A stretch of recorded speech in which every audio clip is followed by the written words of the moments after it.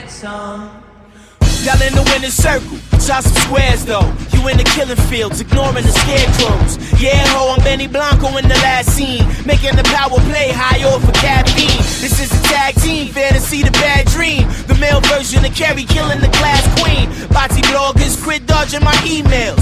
Take that whack shit off, the real prevail.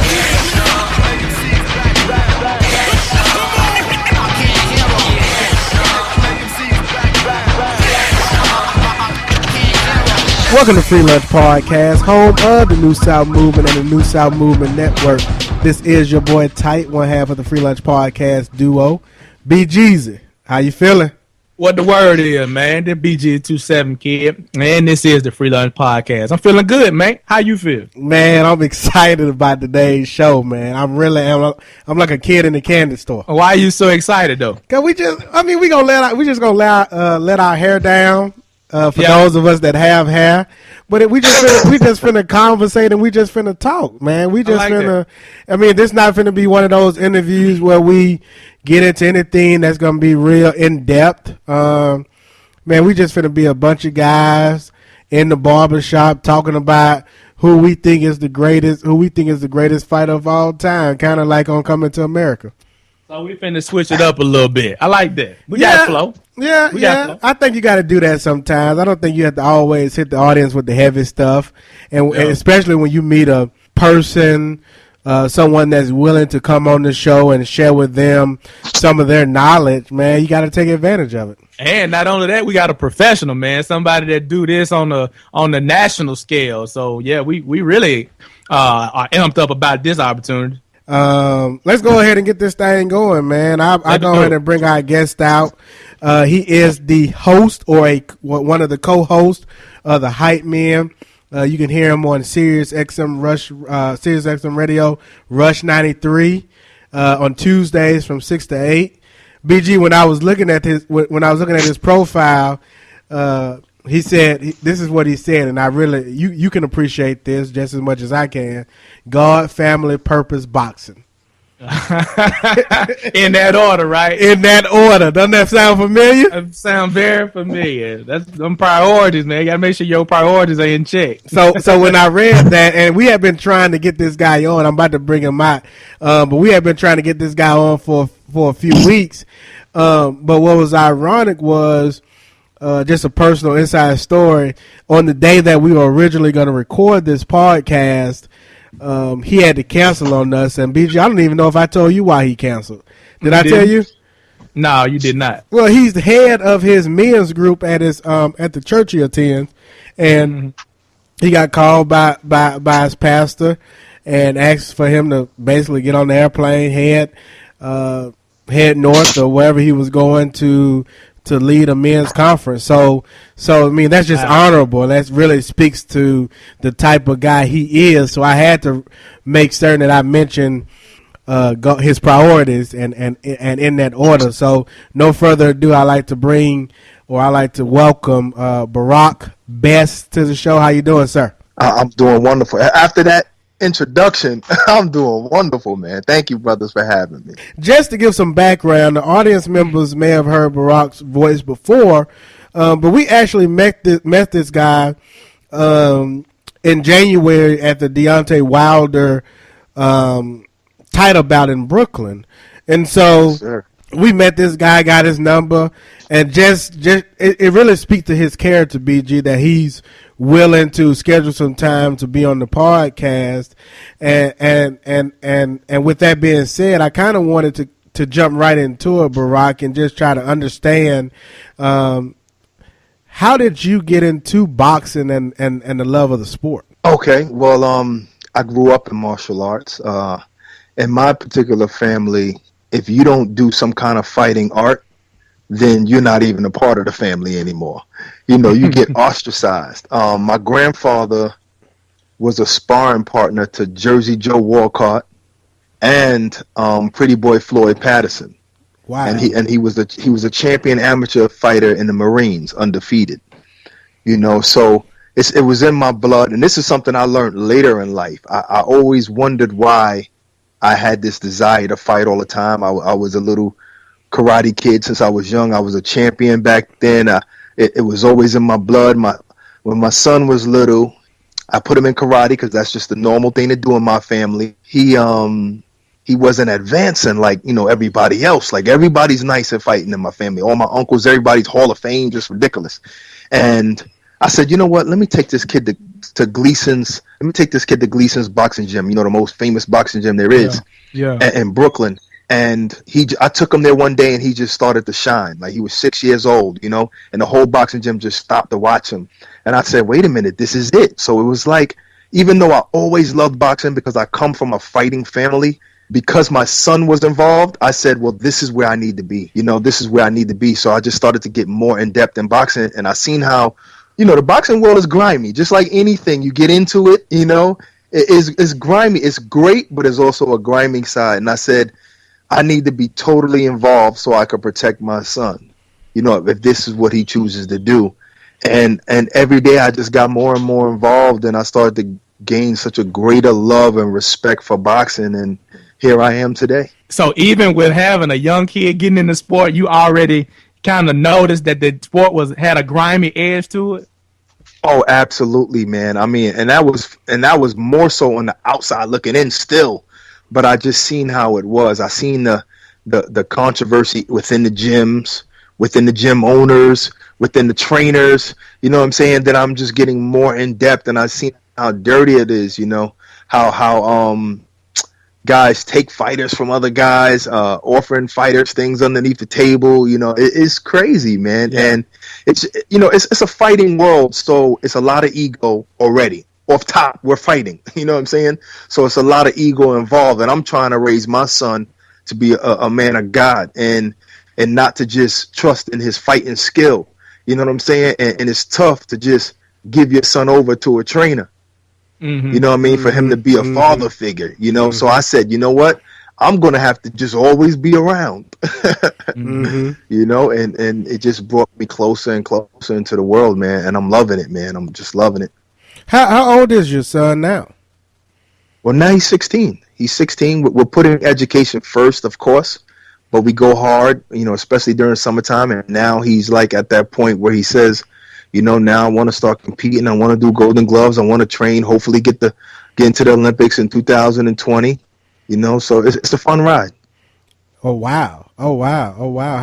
How has he been performing up until this point? Well, he's a natural. He's a natural. I'm just one of those fathers who didn't really want him to compete at a young age. You could train as much as possible, but the competing, I look at it like this. Like, I look at guys like Floyd Mayweather, who started when they were 8 years old, and started actually fighting when they were 8 years old. Right. And he's at the point where he's scared to develop a brain disease, and he's seen other fighters, lose their lives in the ring. You know what I'm saying? Because, you risk your life every time you go in the ring. Definitely. Even with definitely. 8-ounce or 10-ounce gloves. And so I was always, and my son used to have seizures when he was little. So we through prayer, we prayed, and even though the doctors were saying, yo, we need to put him on medicine, I said, no, don't worry, he's going to outgrow this, and he outgrew it. Mm-hmm. So now it's safe and he's good. So we got the green light, man. We on go right now. Hey, BG, you might not even know this, but my dad was a amateur referee. So he would go to the gyms at that early age that Barak was talking about, those 8, 9, 10-year-olds, and he would referee some of those bouts. And one of the persons that he actually refereed at that early age, and someone that I've kind of admired my entire career when it comes to boxing, was Roy Jones Jr., coming from the port city and coming from Mobile, Alabama. We had an opportunity. Well, I did not, but he had an opportunity to see Roy fight at that young age. So just hearing Barak talk about, these 8, 9 and these young folks going into the gym, it kind of resurfaced and brought back some memories of what my dad was telling incredible. Me. It really is. BG, I don't even think I ever told you that. Nah, I didn't know Pops was involved in the game like that. Man, my dad. I didn't know. Yeah, he's done boxing. He's a Little League football coach, so he's done all that. So shout out. Oh, definitely. So shout out to Pops. But Barak, man of the community. Yeah, definitely a man of the community, and was telling me some stories just yesterday that I had to share on another show. But Barak, are you from Canada? When I was doing my research, I kept seeing Canada. Were you born in Canada and raised in New York? No, sir. Okay. Born and raised in Brooklyn, New York. Where did you grow up in Brooklyn? Originally, I was in Crown Heights, pretty rough section of Brooklyn. And my mother, at an early age, maybe 6, 7, I moved to Park Slope. What wasn't a great neighborhood, but it wasn't like Crown Heights. It was more a diverse area, whites and Hispanics, and I've been here ever since. Bought a house here, still have the same apartment my mother owned as well, renting my house out, so I'm still a Brooklynite. But boxing is pretty popular coming from that area. Tyson and the energy around boxing. Were you a fan at that age? Oh, definitely, man. When Mike Tyson lost in 1992, I was on my way home from playing basketball, and I cried. You know what I'm saying? Like, I was a true... See, Brooklyn, one thing, man, Brooklyn got a lot of love, man, but at the same time, Brooklyn is once you got their love, you're good. But once you mess up,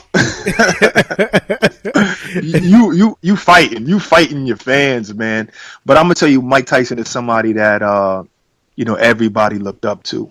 He was an incredible champion when he was on his A game. Brooklyn is a fighting city. We had an incredible reputation back in the days. You know what I'm saying? And people feared Brooklyn, where whoever came, when you got these tourists that come, they're like, okay, we heard about New York. We know not to go to Brooklyn. Mm-hmm. So it was definitely a fighting city, especially during the time when Mike Tyson came up. He got me on about 10 years, but we came up around the same time. Mm-hmm. I used to have a lot of friends from his neighborhood, so we know similar friends. Actually, Zab Judah, another Brooklyn mm-hmm. fighter who, mm-hmm. We have similar friends, so we basically hung out together, and it was a tight knit. Brooklyn is huge, but boxing is such a small world. It's a tight knit, so everybody knew each other. You know what I'm saying? Everybody knew each other coming up in the ranks. Paulie Malignaggi, everybody, and you would see these guys. One thing about boxing superstars, they're regular people. Yeah. You'll see them in the street. You'll see them if you happen to like boxing. You'll see them in the boxing gym. I had other friends who were boxing back then, and when I'm going to the gym to encourage them and to watch them and support them, I'd see Zab, I'd see Tyson, I'd see everybody. You know what I'm saying? You see Riddick Bowe at times. You know what I'm saying? So it's a fighting city, man, and they definitely support their fighters. Let's talk about how you got into being a radio personality.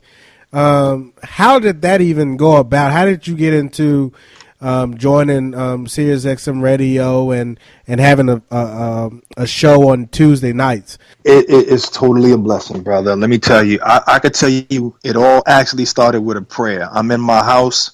I'm praying to God. I'm like, you know what, God? I love this boxing thing. I want to be in the boxing world. And those are my exact words to God. I want to be in the boxing world. I just don't know where. You know what I'm saying? And mm-hmm. That was 2012, that prayer. Mm-hmm. You know what I'm saying? And things just started to move like miraculously so fast. That same week, I just happened to text who's my partner now on the radio, Ak. I just happened to text him now. We grew up together in the same neighborhood in Park Slope.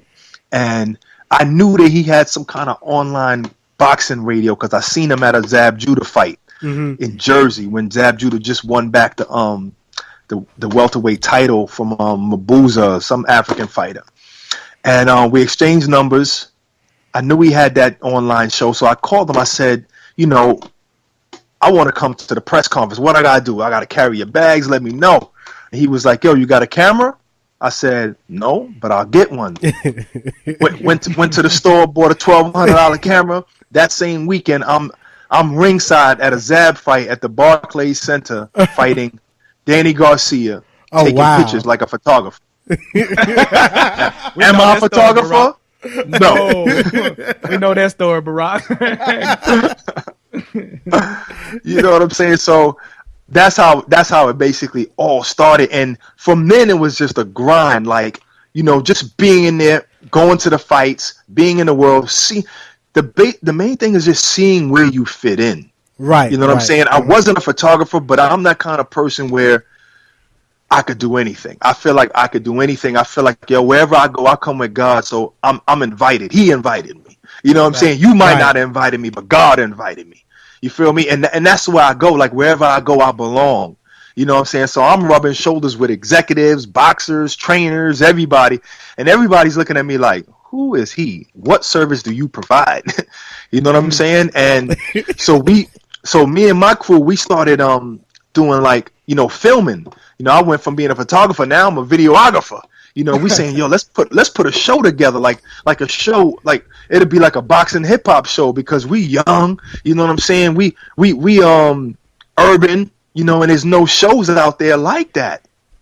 So through the course of a couple of years, we grinding. We got a little deal with this network that was distributing through Hulu. So we trying to put the show together, but we running into so many roadblocks.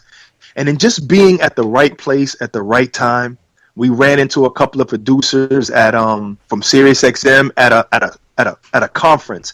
I believe it was the Triple G conference before he fought some fighter, and we was telling them about our show. They was like, "Yo, that sounds incredible." They said, "Well, what about radio?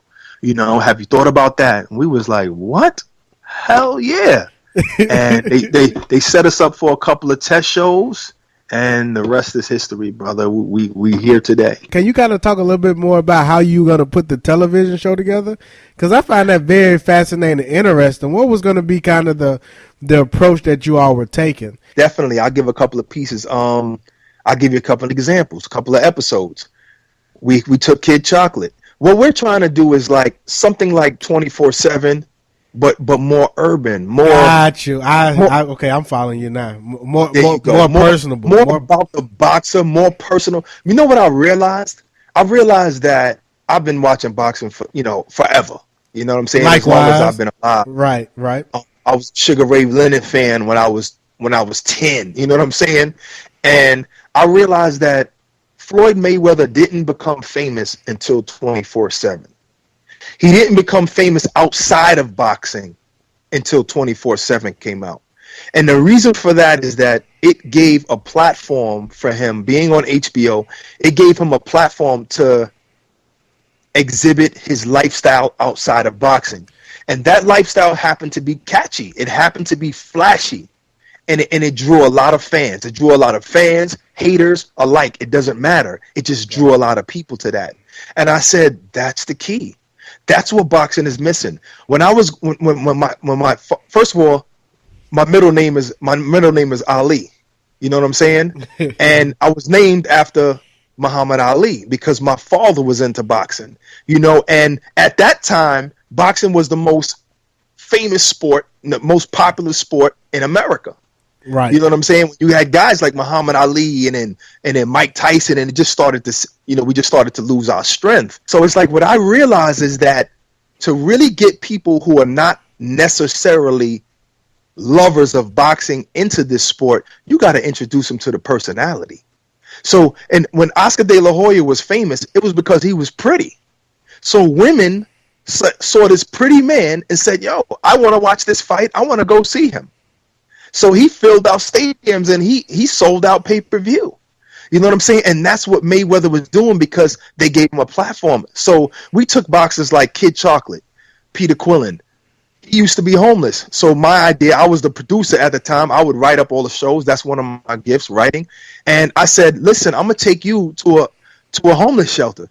So me and Kid Chocolate jumped in his Corvette. We're filming that. We drive to the homeless shelter, and he comes with his belt when he was champion, and he speaks to the homeless, and we feed them. You know what I'm saying? So we're just trying to give, and that's the kind of person Kid Chocolate is. I mean, he is a guy who loves his community. You know what I'm saying? So when I told him about the idea, he was like, are you crazy? I want to do that so badly. You know, so we were trying to like introduce the public to the personality. Once the public appreciates the person, then they want to see him. And that's how you get people to watch boxing. ESPN did a feature on Kid Chocolate a few years back that spoke about him being homeless and some of the things he overcame. So I'm familiar with that story, but I'm more impressed by the approach and the idea that you guys were putting together with Hulu. How does the show work today? What do you guys talk about on a daily basis? I see that you guys have had guests. Can you kind of give us a layout into the format of the show? There's another boxing show on the same station, and it's called At the Fights. It has Jerry Cooney and Randy Gordon. Jerry Cooney, an old heavyweight contender, fought Larry Holmes, and Randy Gordon used to be the New York commissioner, the boxing commissioner, right, years ago. So they're older guys. So they have a boxing show that does strictly boxing. So us being younger, being urban, fashionable young guys, they brought us in to do boxing, but hitting it from a different lens, a hip hop lens, and also we do, whatever's popping out there, the current events. We might mess around and talk about the presidential election. Respect my name. So do y'all talk about that? Respect my name. Respect my name when it's up here. So we'll dabble on what's going on in the current events. You know what I'm saying? But everything really basically surrounds boxing. And the thing about boxing is that because of Al Heyman, yes, we have more boxing on TV. Every week in April, there's something going on,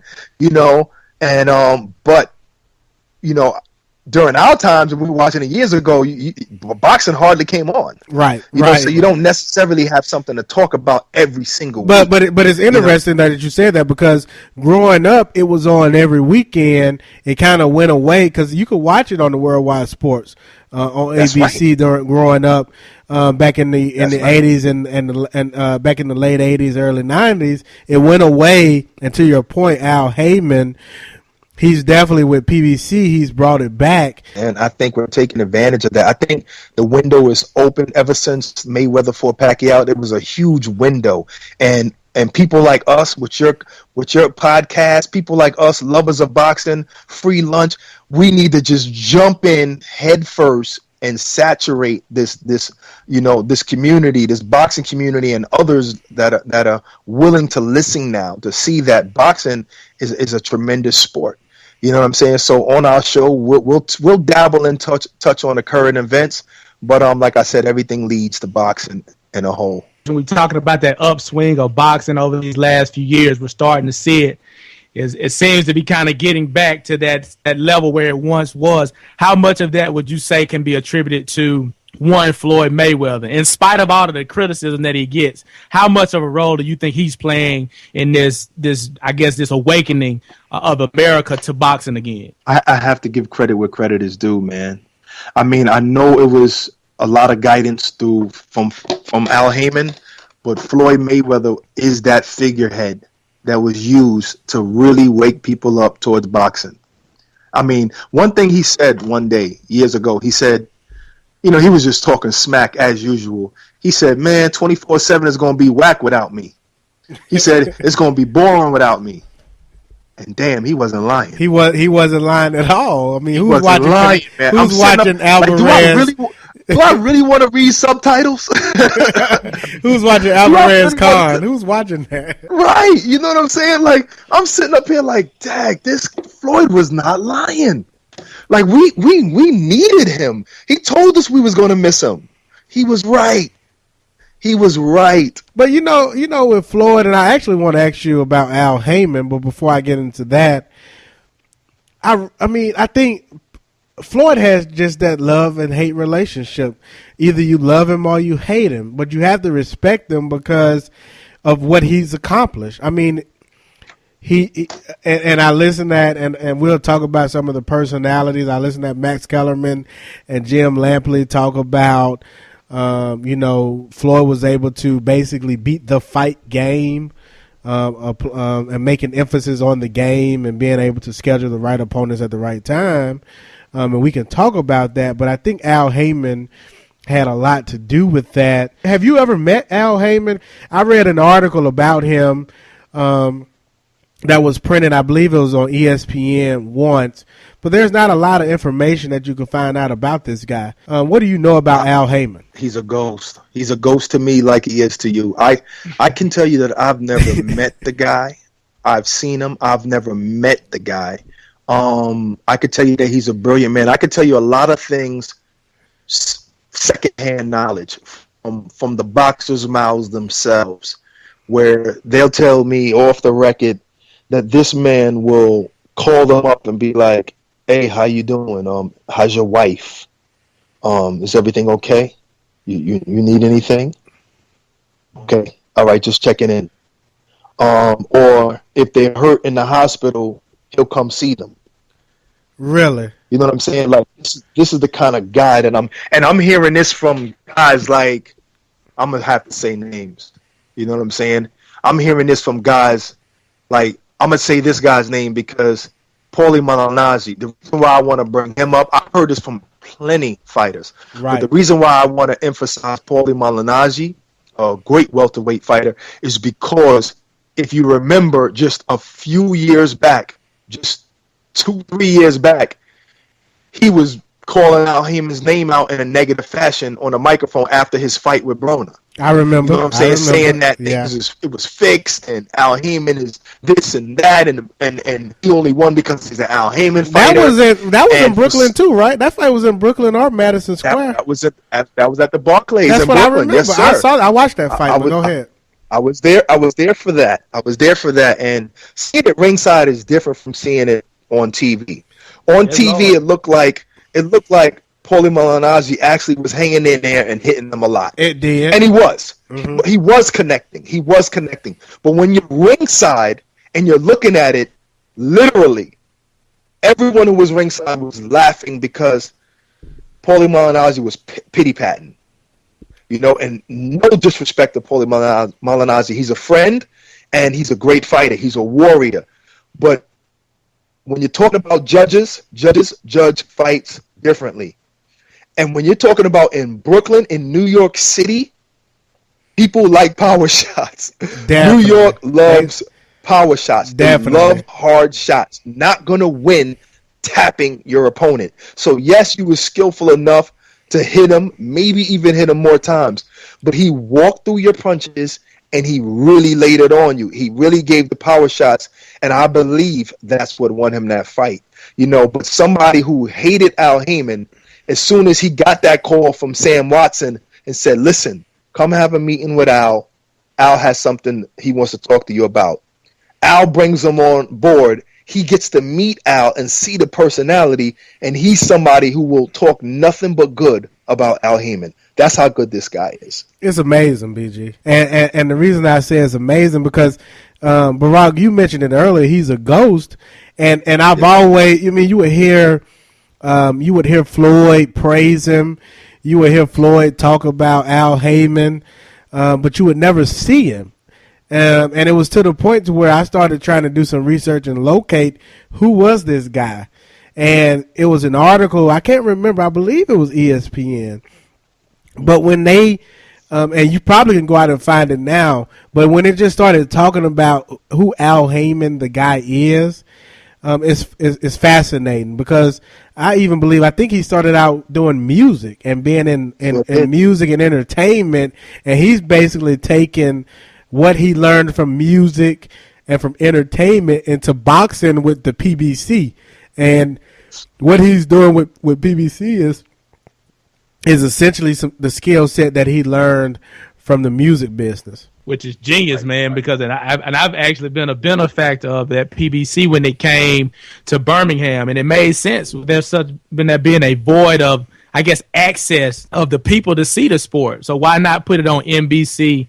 Why not make it free where you can just turn your television to it and watch quality fights? Having Deontay Wilder in Birmingham on NBC, I think the sport gained that many more fans just in that city by having that opportunity to really come and be a part of heavyweight championship boxing. So it was simple, but it was genius at the same time. I'm telling you, the guy's amazing. That's a beautiful point. I look at it like, this is my assessment. he was involved in the music world. He rubbed shoulders with, he did business with Jay-Z and Beyonce and a whole bunch of other people, and that's a huge world. That's a huge world that's been going on for many, many years. Many, many big companies, a lot of corporate companies are in there, so there's millions and billions of dollars in there. He went from that. That's like going from America to a little third world country when you go to boxing. He went to boxing, which was so small. He probably looked at it standing on from his penthouse roof and said, I'm going to take over. This is small. I'm going to take over. Wait till they get a load of me. And he just came and just changed the game in such a short period of time. Don King, he's been in it since, before I was born. And, he acquired a whole lot. This dude come in just a few years, and his name, he's more powerful than Don King ever was. Definitely. So he's just a genius, man. He's just a genius who operated on a bigger level and brought that big level business to boxing. Shout out to Al Heyman. Let's switch gears a little bit. What were your thoughts on Timothy Bradley Pacquiao 3? Initially, I was like, why? You know what I'm saying? I seen my man Bradley lose twice. I love him, but I saw him lose twice. So I said, why are we doing a third? And then I said, I looked at Teddy Atlas and I said, this dude is a genius. I said, he's from maybe New we York. got a Is he from chance Brooklyn? here. He's from New York too, right? He's from Staten Island, New York. Yes, he is. Staten Island, okay. Another man of the community. Does great things out here. Great things for the community out here in Brooklyn and in Staten Island. So I'm looking at this fight and I'm saying, you know what? Maybe this fight will work. And to see it, I love the effort that Timothy Bradley put out. But like Timothy Bradley said, Pacquiao was just special. Mm-hmm. Pacquiao was just special. I think this fight was a little more entertaining than the other fights. I've seen the improvements in Tim. I think a few more fights, if he had a few more fights under his belt with Teddy Atlas, then maybe he would have had a better chance. That's all I can really say. You've met Timothy Bradley and both Teddy Atlas? Absolutely. We interviewed them on our show. I've met them prior to that. Both, stand-up gentlemen. I wanted to ask you about that. I got some mixed reviews on Teddy Atlas. Only coming from, I attended Mike Tyson, the stand-up that he did, and he tells the story about how Teddy Atlas pulled the gun on him. So I wanted to. Have you ever asked him about that, Teddy Atlas, or had there ever been? I definitely didn't ask him about that. You did, or you did not? I never asked him because I didn't have a gun on me at the time, so I wouldn't ask him that. I could tell you that he's a no nonsense, from the street dude who's very boxing educated. Oh, you know what I'm saying? And he has a lot of love. He has a lot of love for the boxing, just people in general. If you listen to all the interviews he gave about why he started working with Timothy Bradley, I did. The main reason is because he's just a good guy. That's what he kept saying. He said he's just a good individual. You know what I'm saying? And that's the kind of guy he was. I believe back then when he pulled the gun on Tyson, it was a family issue, something that had to do with his sister, had to do with Teddy Atlas' sister, his niece.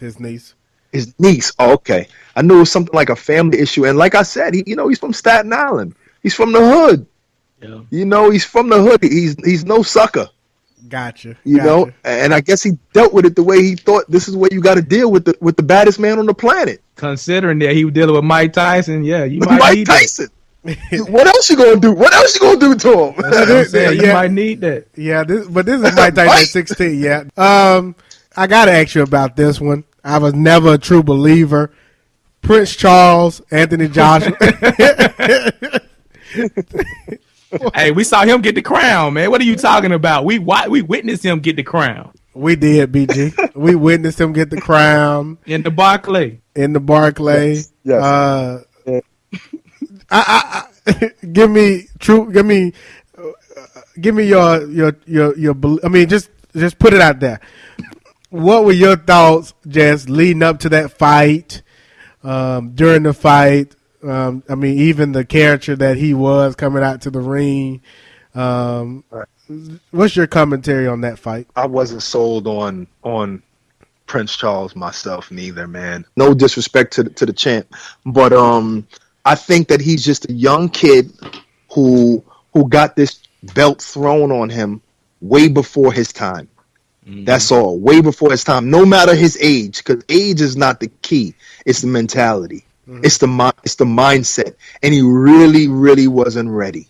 He really, really wasn't ready. Not just physically, but mentally. He really, really wasn't ready. And you know what? Did you think he had a chance? Did you even think he had a chance going into that fight?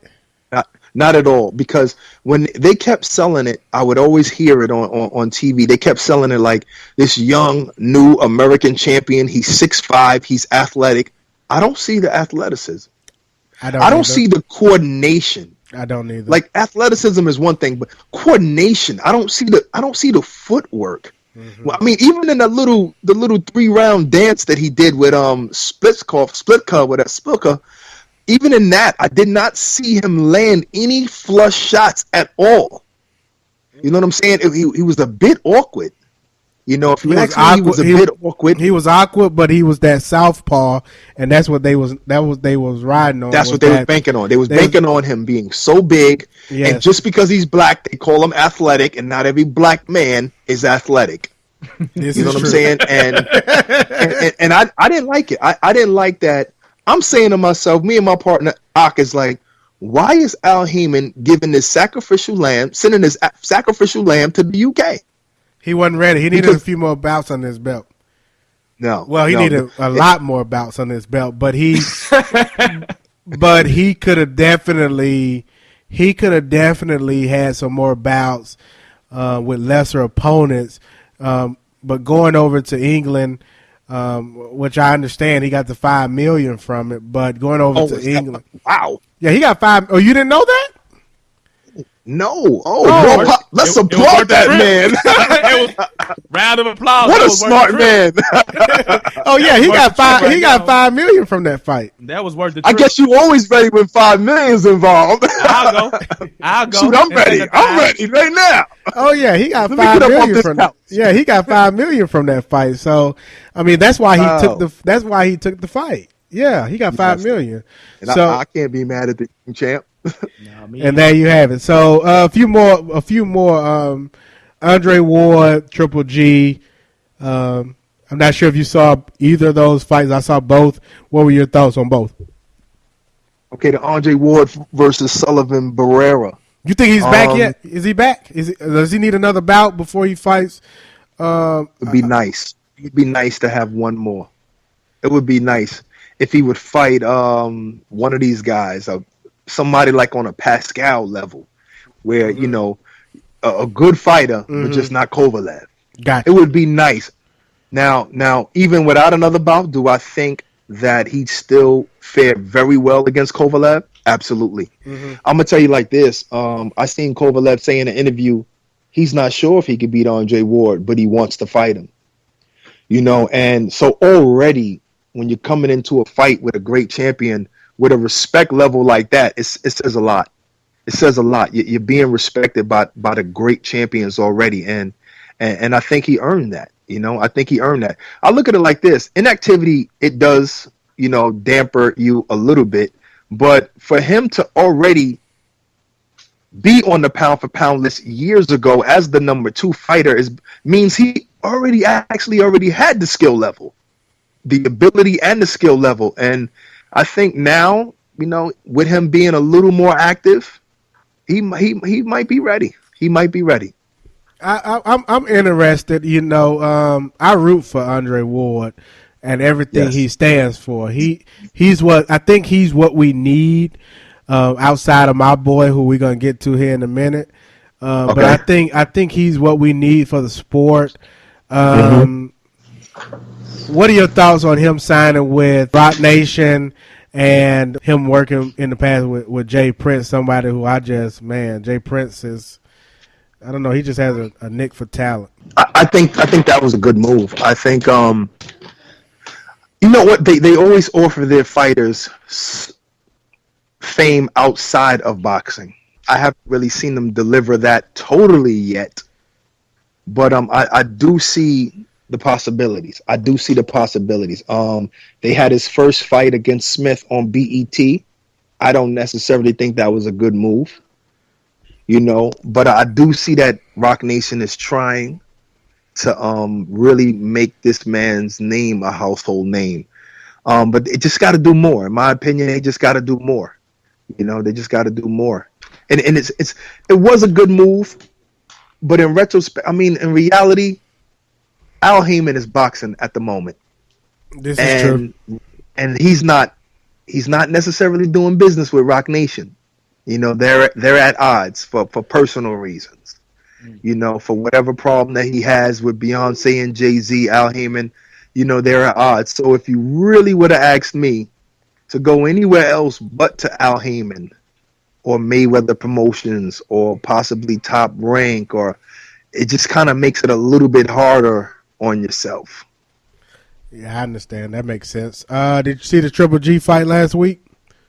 Absolutely. I seen it. Is he the next big thing that boxing needs? I don't know. He hasn't been challenged yet, so it's hard for me to really get a sense of what Triple G, who he is and what he has to offer other than his knockout power. You know how when our boy Deontay Wilder was knocking everybody out, he didn't really get the credit because he was only knocking out like C fighters. And that's what this appears to be, though, right? Yeah, like he might be knocking out C plus, B minus fighters. You know what I'm saying? So maybe he's getting just a little bit more credit than Deontay used to get. So I can't put him up there yet. But you know what? Even though he's fighting fighters that are not probably A-class fighters, I still see skill. And skill level is something that you can see even when a guy is fighting a bum. You know what I'm saying? You can see the mistakes that he makes fighting a bum, and you can see the skill level that he makes fighting a bum. But he's, like you said, he's never been tested. But for him to win a silver medal in the Olympics and to beat Andre Durrell, it does say that he has some kind of skill set that can take him far. And he's not just a knockout artist. Yeah, I like to see that. BG, have you had a chance to see Triple G? No, I haven't had a chance to see him, actually. Yeah, man. Triple G is the next the next big thing. He coming to Mike Tyson. They real high on him, but until he gets that Canelo fight, which I don't think Canelo is going to fight him. But until he gets a major fight, he's kind of, unfortunately, he's come at a time and he's in a weight class that it's going to be hard really to see. For him to get that, he needs just that next big fight. He needs something to help promote him. What you going to say, BJ? Well, I was just going to say, one thing about boxing, which adds to its purity, is that, the cream do rise to the top. Like, you can fight as many low-level fighters as you want to, but eventually you're going to have to step up to and really face that competition. So it may not come tomorrow, but at some point, your skill and your chin are going to have to, step up to that test. That's what I like about the thing. Is like you can only run for so long.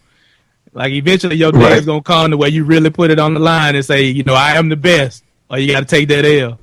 So we'll see. Absolutely. We'll definitely see. A few upcoming fights.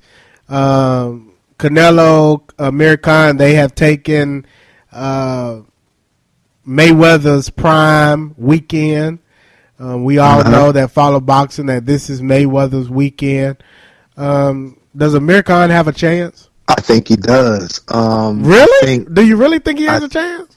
I was paid to say that. No, I think he does. I really do think he does. I say, of course, that chin looks suspect in a couple of fights. He got knocked out twice, but I feel like with the trainer that he has, I do see a difference. I don't see him pulling back with his chin all in the air, taking a picture like he used to as much anymore.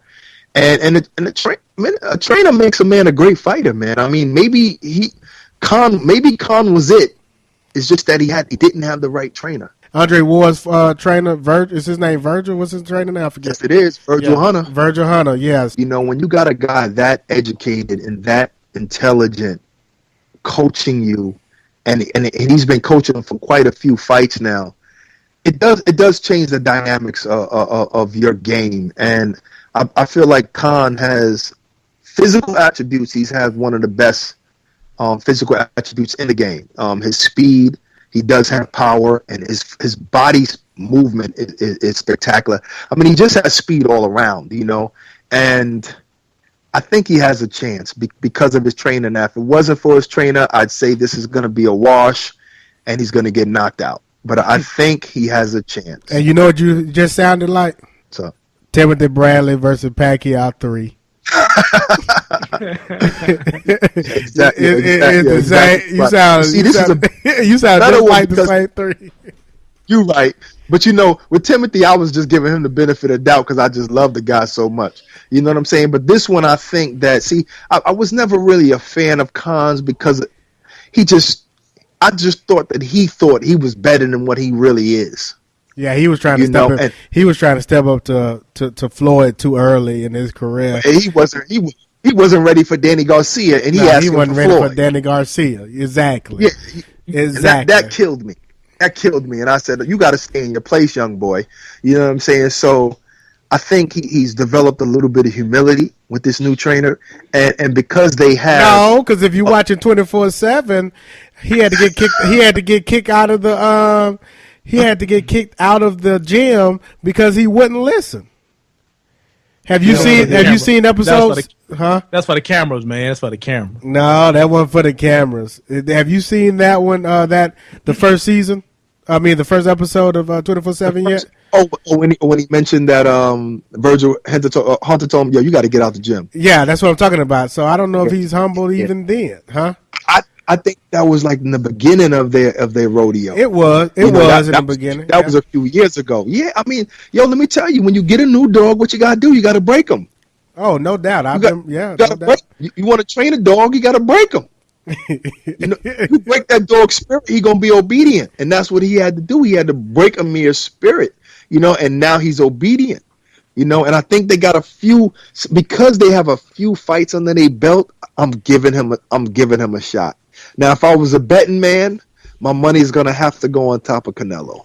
Yeah, Canelo. He a bulldog. Oh, he a bulldog. Right there, definitely the red-headed Mexican. He finna knock. He gonna embarrass this.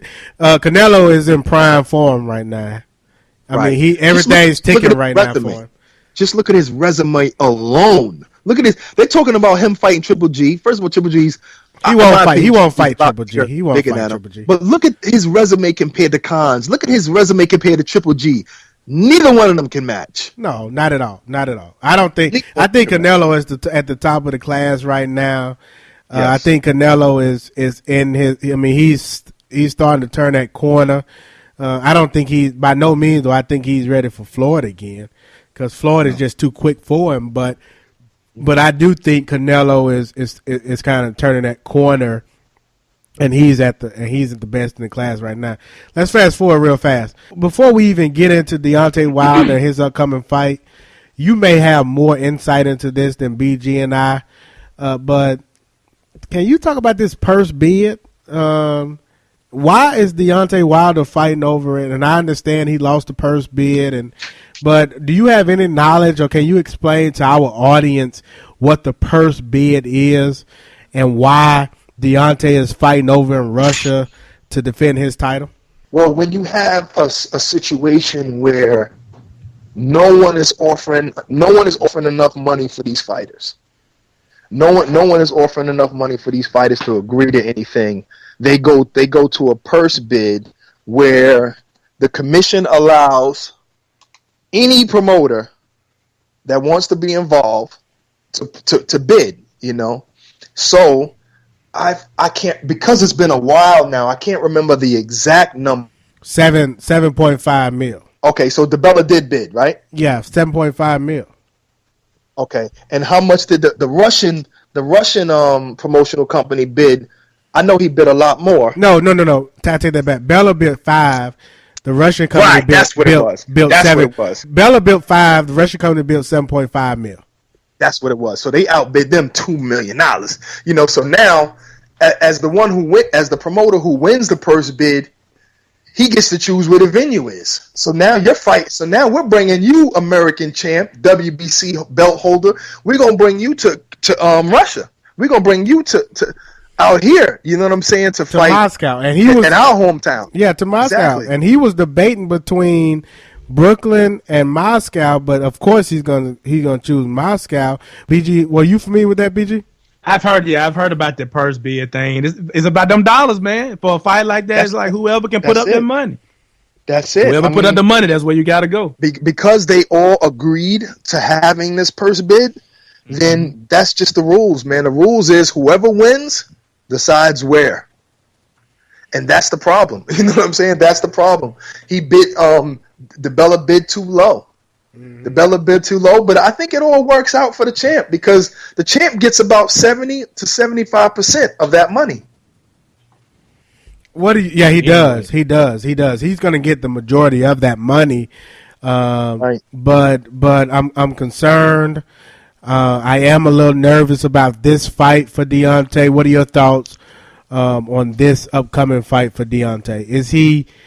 Is this fight too soon? I think Deontay is one of those fighters who got a lot of heart. Look where he's from, first of all. Yeah. He a down south boy. All he know is fighting. All he know is competing. All he know is, listen, I want to win no matter what it is. We want to play basketball, football. I want to win. Oh, no doubt. You know what I'm saying? So you can't question the boy's heart. But the thing is that I've seen him. The first time I saw him, I said, oh, this boy is big. He green, but he big. But I've seen him get better after every fight. And it's funny because, you know what I think? I think that because he was really fighting subpar competition, that maybe it's not that I seen him get better. It's that I didn't see the best being brought out of him. Gotcha. And then when he fought Bermain Stavern, I said, I'm there ringside. I'm like, this boy can fight. And did you see the comments from Stavern, who he's picked to win this fight? Yes. Does he just not like Deontay, or what's the deal with that? That's jealousy. That's what I thought. That's how I took it. That's how I took it. That's him. Sorry, and I ain't mad at him because he's a fighter. What he's supposed to say. You know what I'm saying? Yeah. I ain't mad at him, man. I'm gonna tell you. Now Deontay is somebody you can say is athletic. That's what I was going. Yeah, definitely. He's coordinated. Yeah, definitely. His footwork is beautiful. I seen that boy's movement. I seen him duck shots. I seen him sidestep, bow, counter. I said, this boy could box. He can box. Stavern is not a walk in the park. Stavern is a true champion. BG, what you think? Asian champion. I'm always kind of holding my breath, like I would do for anybody that I feel like is, close to me. We got something in common when they step in that ring, because that ring ain't no joke. So, I'm holding my breath, and of course, I guess by some standards, he is new to this, right? So you say, okay, this might be a little early to start doing that, but he's a champion, so I think he'll go in there and compete like he has. And I think Barak brought up a good point. It's like the best being brought out of him, and I do feel that, like, from what I've seen, that whatever the competition brings, he's gonna step up to that competition. So you might be going against a guy that might have a little bit more experience, if you want to use that word. But I believe that he'll go in there and fight, and at least, if nothing else, put on a good show. But I'm expecting him to win that thing. And Barak, who's your prediction? Oh, Deontay all the way. I'm gonna roll with it. Are you nervous? Are you nervous about it? I'm nervous because I'm attached. I'm emotionally attached. That's a friend of mine. You know what I'm saying? I pray for the brother. I'm always nervous, but outside of that, do I feel nervousness because of his skill set? No way. I think that he has a great trainer in his corner, and I think that he knows how to use his height. He has speed over every heavyweight there is out there, and his movement, his footwork is phenomenal. And I really think that he has the goods to beat this guy. I think Povetkin is a good fighter. I believe Teddy Atlas at one time used to train him. Yep. You know what I'm saying? And I think he's a good fighter. He's been tested. I seen Klitschko, beat him up, and Klitschko used his height, used his jab, dropped the right hand on him occasionally. You know what I'm saying? And beat him up. And I feel like Deontay could do it just as well. A few other things I want to get your opinion on. You got Sean Porter, Keith Thurman. Any predictions on that fight? Dang, I just spoke to both of them yesterday. I know you did. That's why I'm asking. Oh, man. And, how you going to call me on that one? A prediction on that one. I think it's just going to be a good fight. That's all I can say on that one. I think it's going to be a good fight. You're going to take the high road.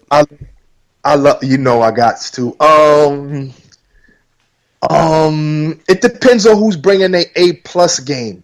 I'm so serious though. I'm so serious. It really depends. This fight can go either way. I don't know how anybody could really say. All right, I can see. So let me ask you this. Let me ask you this then. Is Thurman? Yeah, what I was gonna say. Thurman's the more skillful fighter. Porter has a lot of heart. Is that accurate? No. I used to say that. But you see, what I realize is that it's a different skill set. It's a different skill set. See, the way Thurman fights is the way we want to see fighters fight. So we figure that's the way you're supposed to fight. That's what Teddy Atlas said too. Now, you just said that Teddy Atlas is one of the more educational. But Teddy Atlas ain't always right. Teddy Atlas told my little brother, he said, listen, Marcus Brown, coming from Staten Island, who was a former Olympian, 2012 Olympian, he has the goods. I told my little brother, Marcus Brown don't have the goods. He's green. He's too green, and he's not ready. And he just got his behind whooped in Barclays the other day on the Errol Spence card fighting Algieri. That's what I'm saying? They gave him the fight, but he just got his behind whooped and got dropped. You know what I'm saying? So Teddy Atlas ain't always right. But yes, when you look at a fighter like Thurman, he's smooth, he has power, he's very skillful, sometimes he's technical. His defense is questionable. So yes, he looks more pretty, but see, it's a different skill set. It's a different skill set that Porter has. He doesn't have that pretty, I'm going to jab you, I'm going to move. He has more of a squared stance, I'm stepping to you, head movements kind of like Tyson, and I'm coming with hooks. So it's a different skill set. So yes, Thurman does look like the better boxer. Absolutely. I can't deny that. But then again, guess what? Broner is a much better boxer than Porter. But he lost. This is true. I understand. I like both guys too. I like both of them too. So shout out to both Keith Thurman and Sean Porter. I want to ask you about a few boxers. BG, you ever heard the name of Errol Spence? That name does sound familiar. Where would I have heard that name? Errol Spence. You better Google him. How you better? You better. This is the future. This is the future. That's why I brought him up. This is exactly. I saw you take the picture with him, and when I saw you take the picture with him, Barak, I was like, okay, you know who the future is. Oh, the young boy. Okay, the young kid. Errol Spence. Errol Spence. Errol Spence.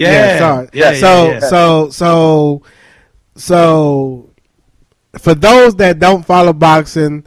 When Mayweather got out of his prison, he for those that have heard the rumors, he got it. Have you heard this story, Barak? I know where you're going. So when Floyd got out of jail, he got back into the ring, BG, and he went into sparring.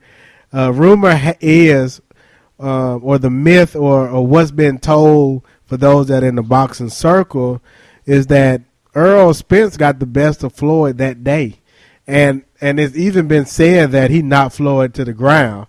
That hasn't been confirmed whether or not he was knocked to the ground, right. But it is confirmed, and Floyd has gone on record to give this young guy as much credit as I've seen him give any other boxer. He recently fought at the Barclays. What are your thoughts on this guy? I love him. My inside source tell me that no one has ever knocked Floyd down, but he did. I don't know if you've seen Floyd in a couple of interviews years ago. He had a black eye. He had a black mark underneath his eye, and it was told to me that Errol Spence gave him that black eye. But you know, I've seen Floyd train and spar personally, and training and sparring is totally different from under those big lights in Vegas. So you can't always judge it by training, but I do know that in the doghouse in the Mayweather Boxing Club, Floyd doesn't like to look bad. So if Errol Spence did get the best of him, it says a lot about the guy. It definitely says a lot. He also had a sparring match with Adrien Broner and rocked him. He didn't drop him, but he rocked him. You know, he rocked him where he kind of like his legs shook a little bit. You know what I'm saying? So it's very clear that everybody knows that this kid has the goods.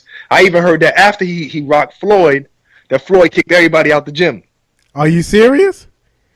Floyd kicked everybody out the gym. When I told Sam Watson that, he said, "Yeah, that sounds like Floyd." Yeah, I can see that. I can see that happening. Too. He said that sounds like Floyd. But this is all hearsay, more probably true, but it's still hearsay. You know, does Al Heyman represent Spence? Yes, he does. Oh, he got him one. Then because you know it. He got him one because Broner is not that guy. Fast forward a little bit. Two more people I want to ask you about. Adrien Broner, he couldn't make weight his last fight here in D.C. And then, what are your thoughts on Adrien Broner? Have you met him? I've met him. I was almost there the night when he did the Can Man. Oh, when he did the porno with the two chicks I heard about. Okay. I didn't see it myself. I ain't looking for that. But I was with him that night. Me and my man grew up with him, and he was like, you know, let's go back to the mansion, and I made a left turn. You know what I'm saying? That's not my style. But I think he needed Floyd. I think he needed Floyd as a mentor. I look at it like if you grew up shooting people and selling drugs, and then here comes your little brother doing the same thing you did, but then you stop and you telling him, yo, you don't need to doing that. Your little brother's not, and your little brother says, listen, you did the same thing. So what? I did the same thing, learned from my mistakes. Now I'm telling you, don't make the same mistakes I'm making. And that's what Floyd is doing now to him. Floyd is saying, I know you saw me go to clubs and burn money and do all of these things. Guess what? I was doing that for fun, just for faking so that people could see who I am. You know what I mean? I was really training. I wasn't smoking weed like you. I wasn't getting drunk like you. I wasn't really partying. You know, I was really training hard. You know, and I'm sorry I gave you that impression, but you don't need to do that. You're hurting yourself. You know, and he's looking at it like, yo, why you judging me? You supposed to be my man. And that's what he don't realize is that a friend doesn't agree with everything you say. Right. A friend points out you're wrong and say, yo, listen, you need to slow down. He's tremendously gifted. It's just he's making bad decisions outside of boxing. He's locked up now because of that. That's all I want. That BG, you got to ask about this Klitschko Tyson Fury thing that's going on. Oh no! I got more specifically Tyson Fury. Yeah, I did. You mean that fat guy? That fat guy that came to the press conference? Yeah. The guy that took off his shirt and his stomach was all over the... Oh, man. The singer, yeah. Let me tell you. I'm going to buy his next album, I'll tell you that, but I don't want to see him in the ring no more, I'll tell you the truth. That is the most... Oh, that's an ugly fight. That is an ugly fight. I feel like he's getting over because he's 6'9". Somebody saw this 6'9" guy who wanted to box and said, listen, I can make you a champion. That's how I feel. I love his heart. I like what he brings to the game, you know, because in reality, even the theatrics brings more people to boxing. That makes me happy. Mm-hmm. You know, but as a fighter, I'm not really interested. I'd like to see Klitschko put him where he belongs on the mat. I like to see Klitschko get rid of that soft side and let that right hand go. I'm sick of Klitschko fighting scared. Klitschko need to let that right hand go and put this boy out. I don't know if he has it in it. I mean, he's 40 years old. He's not having no more. I don't know if he has it anymore. I think he tries and I think he wants to, but I don't know if he has it anymore. Right. You might be right, bro. You know, sometimes your mind will tell you something and your body just say, nope, that's not us no more. What they say, Father Time is the only thing that's undefeated. Yeah. Oh yes, absolutely. So I don't know. Father Time might get the knockout.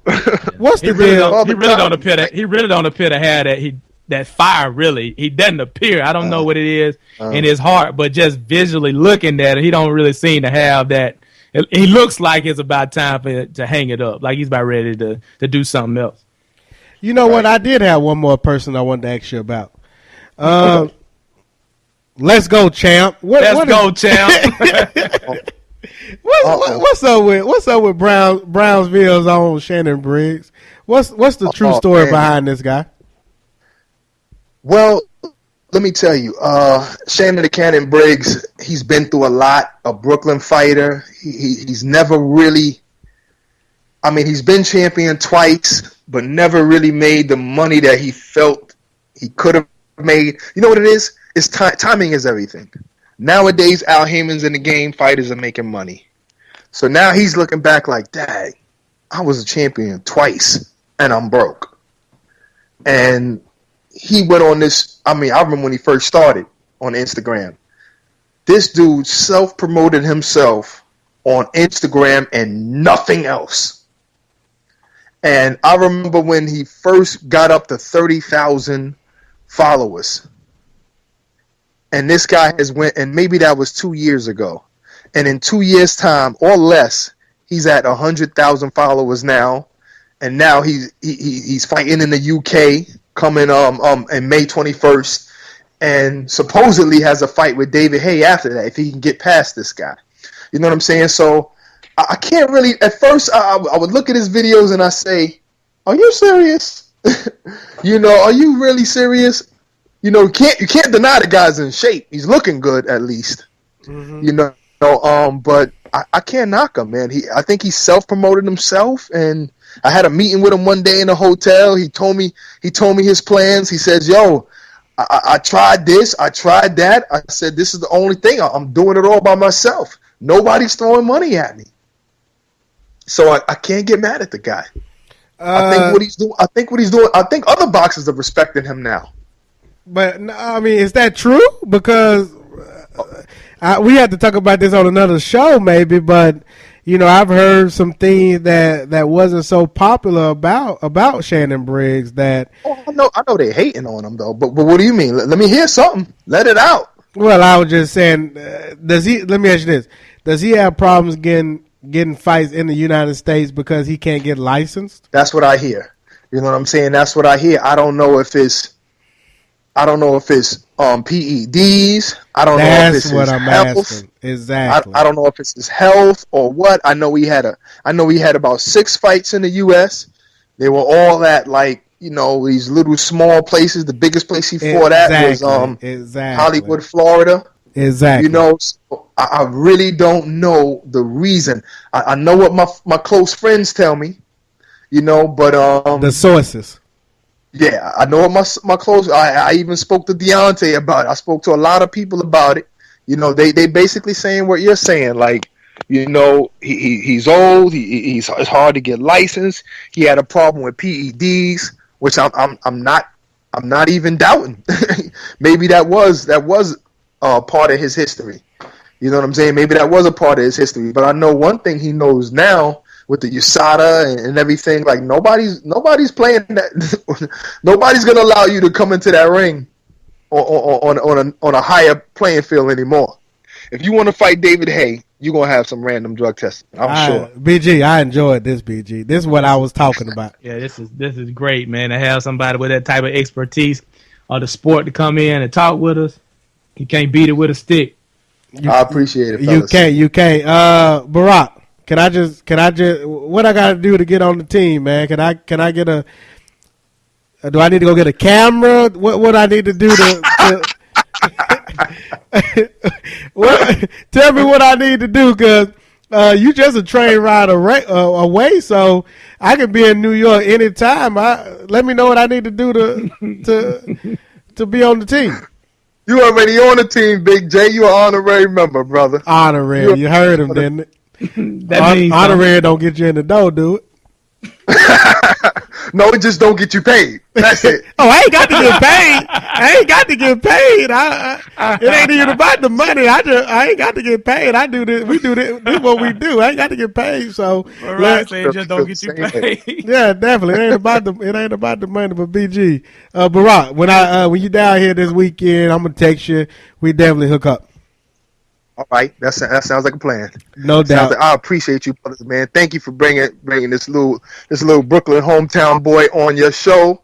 No doubt. Beautiful show. I love talking boxing with you guys. I had a great time. Great time. Man. Hey, tell the people how they can find you, your station, your channel, your website, Instagram, all that stuff, so the people can connect with you. Listen, brother, my name is Barak. I'm one half of the Hype Men on Sirius XM Rush 93 on Tuesday 6 to 8. I'm also a contributor on At the Fights, which comes on Monday 6 to 8 and Friday 6 to 8 with Jerry Cooney and Randy Gordon. I'm doing a whole lot. You can check the Instagram at Boxing Hype Men. You can check my personal Instagram at PunchLine Prince. You know what I'm saying? Just get at us. You want to talk boxing? You want to talk current events? Talk whatever you want. I'm here for you. Thank you, brothers. Just put some respect. Just put some respect on his name. Hey, we really appreciate it, man. This was very fun. This was very entertaining. We part of the boxing community, man. The boxing family.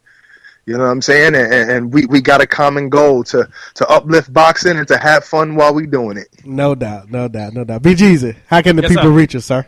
We are the FreeLunch Podcast. Check for us, freelunchpodcast.com for podcasts and blogs. Also, we're on Instagram, FreeLunch Podcast, Twitter, FreeLunch Pod C, YouTube, FreeLunch TV. We are a part of the New South Movement Podcast Network, available on iTunes and SoundCloud. Just search New South Movement. Give me access to all of our podcasts, Free Lunch, Retroscope, D1 Sports Talk, and the Girl Talk Podcast. Holla at us. We out of here, Barak. Appreciate you. Peace. Free lunch, baby. Hi, Barak.